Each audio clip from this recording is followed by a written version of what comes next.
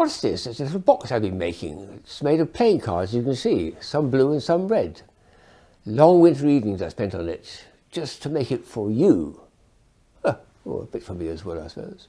It's a lot of fun too. There's a top made of the blue, which is the lid, and then the bottom is the box. Something inside though is very special. Let me show you what it does. I'll put it on the table and I'll remove the lid. If I take it off there, it's starting to grow out. Now it's going to hold.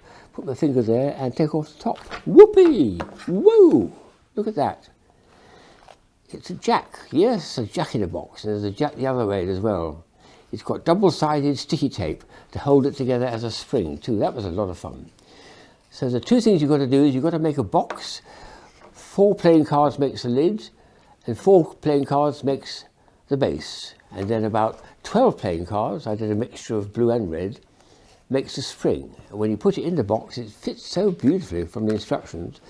Put the lid on, you squeeze a bit at the lid to make sure it really holds, and it pops over beautifully and it stays inside the box. If I squeeze it like that, it's quite stable.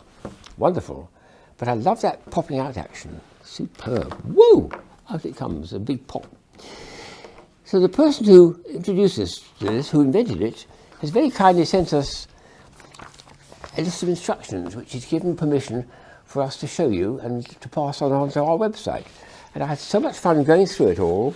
This was making the box, the first few pages, and there's the box being assembled. And then we come to the spring inside, which is lots and lots of cutting. Oh no, we've got to do the jacks. We've got to have one of the cards got a jack on the top and a jack on the bottom. We did that.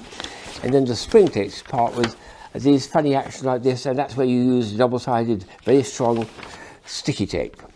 And finally you assemble the whole thing.